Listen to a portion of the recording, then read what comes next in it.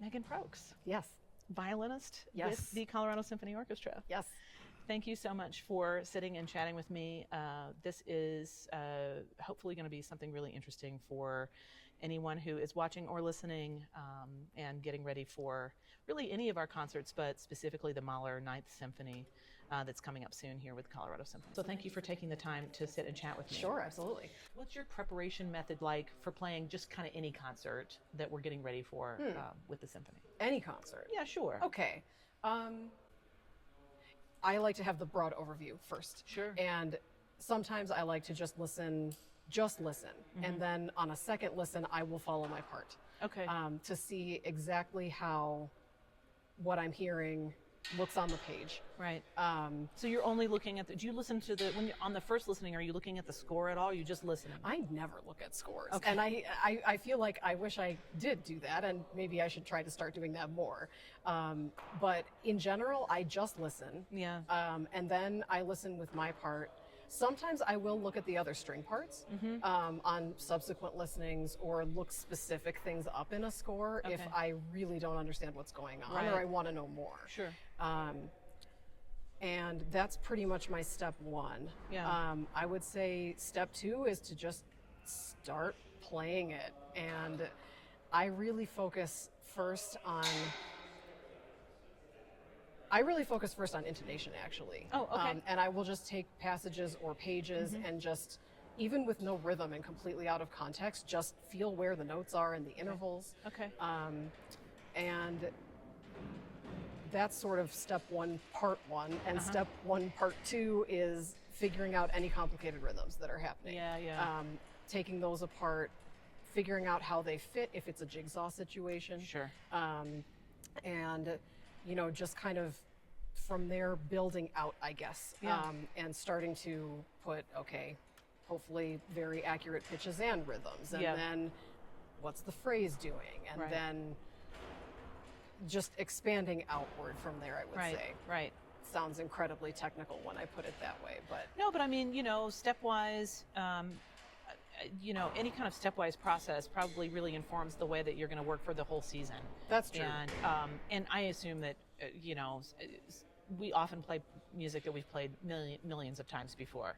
And so Yes. it's not, you probably are not going to do that level of detail on every piece, but that is a general kind of approach. That's a general kind of Yeah. approach. I mean, am I going to listen to Tchaik 4 this season before I start practicing it? No, because I've played it so many times. Right. But I do know I need to look at this passage on this page, Right. and this passage on this page, Right. and this section is always a little tricky for me, so I better review that first. And Right. so I can prioritize when I know Right. an entire piece and have done it many times. Yeah, I mean, that is one thing that is great about having a lot of experience in the field is Yes. that you can hone your concentration around those things once you've played that music a few times. Yes. So when you're preparing Mahler, just generally, I know Yes. because, with Tchaikovsky, it's late romantic writing. You mentioned Tchaikovsky's Fourth Symphony, which is what we're playing in a couple of weeks. Yes. So, one way of preparing that is to just make sure you've got those passages that you are aware of. That, True. But it seems, I don't want to use the word predictable in a bad way, but it does have a predictability about it. Yes, correct. And with Mahler, there's an enormous amount of unpredictability. How do you Yes. manage that when you're practicing or getting ready for it? That's a great question, and I think I do practice Mahler actually really differently. Okay. I think the things about Mahler that make it difficult,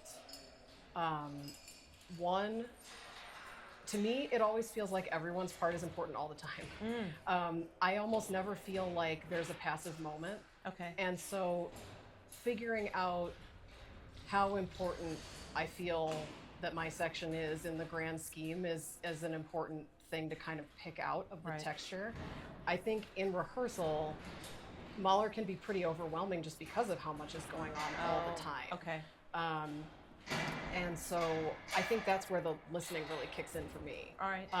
On the actual page, I think what makes Mahler both challenging but also in a way easy is that he basically wrote an essay about every measure. Don't you think so? Yeah, there are an enormous number of written instructions. Yes, he has a feeling and a color and an articulation and a level of dynamic for just about every note, Yeah. figured out for everyone at all times. Yeah. And so that can be overwhelming, but when you start to pull it apart and identify what all those phrases actually mean, Right. I think it can actually be quite helpful. Sure. It doesn't help that none of them are in English, and so Yeah. you need a big glossary of Mahler terminology to figure Yes. out what he was trying to say. Yeah. But when you take the time to do some of that, it really does help, because Yeah. he had a very clear idea about every single thing that he wanted all the time. Yeah. And to me, I think that comes from his opera experience. Mm-hmm. I think. Yeah. He is always telling you something, whether it's a direct story or a reference to something else or something emotional that's a little bit more ambiguous, but he's always telling you something. And so Interesting. I find that helpful. Yeah. Well, it is very dramatic music. It's so, incredibly dramatic. Yeah, and yes. and I think, for me, sometimes when I get bogged down in the instructions, I have to remind myself that even though he is given to these high drama moments, from a very high note to a very low note, or from a loud to a soft, or there's these giant contrasts that Yes. happen instantly almost. Yes. I think that in a way, you have to get into the instructions, practice them with the instructions, really know all of those things, and then get to a point where you're just kind of forgetting the instruction and only hearing the sounds. That's definitely true. Yeah. And I think, so part of my practice process for anything I don't know also is that once I reach a certain point of feeling prepared on the instrument and with the passage work, I Right. do try to play along with recordings a fair bit Okay. to experience the whole arc of what's going on Right. and try to hear what's going on really around me before I hear it here. Right. Because it will sound different here. Yeah. And it will be less overwhelming if I feel like I've already done it a little. And so I think that's where, those very specific instructions do sort of dissolve, and it just becomes the piece. Right. I've heard you suggest that the concentration and the way that you are interacting with the music is very much about the way you're listening, which is, of course, our primary skill. Yes. This is trained monkey stuff, like circus tricks. Okay. It's very and tricksy. then there's a lot of cerebral, like the data sets, the inputs and outputs. Yes. But I've not heard you one time say anything about how helpful or hurtful a conductor can be in this scenario. Oh. You don't have a conductor at home when you're listening and playing along. I would That's think true. it would be really helpful to have a conductor, especially because of all of that high drama and quick changes and all this kind of stuff. I find personally, I need the conductor like crazy. I really need the conductor. Yes. And because they'll telegraph things coming, just a little before it happens. Yes. And so it should be a surprise to the audience, but not to us. Right? Ideally, no. Okay. And so do you feel like you're relying on the conductor more, like I do for something complex like Mahler versus Tchaikovsky, or is that broadly false for you?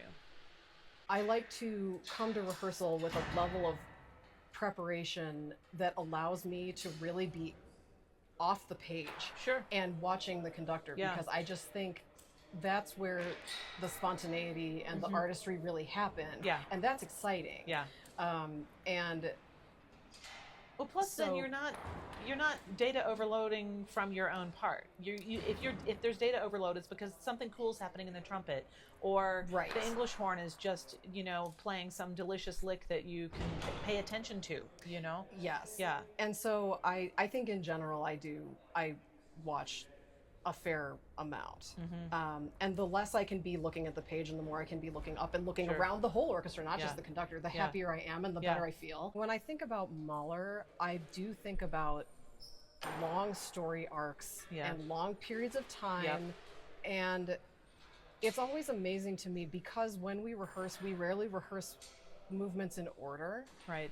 When we get to the dress rehearsal or the performance, no matter how many times I've played whatever Mahler we're working on, when we play it in order, the whole thing, I start to feel just differently about it. Like it makes more sense. Okay.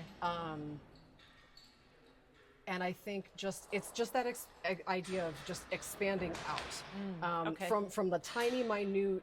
Here's how I started practicing this to from measure 1 to the end of the last movement. Here we go. Yeah. And Yeah. it is incredibly. It's so much more moving than you can ever get, even from doing a playthrough with a recording at home. Right.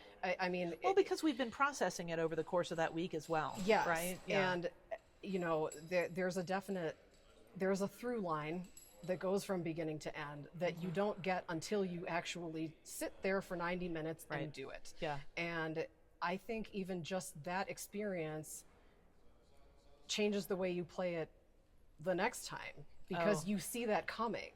Right. And so, I mean, from Friday to Sunday, I think when we do something big, Even like a that's Mahler an arc. Symphony, that's Yeah. an arc for Yeah. me too. Yeah. That's a great observation.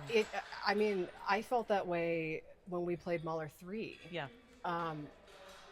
There are parts of that symphony that I listen to over and over and over, and Sure. other parts that I just emotionally cannot. Yeah.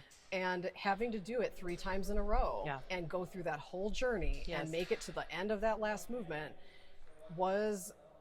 it altered my thinking for the whole weekend. Yeah.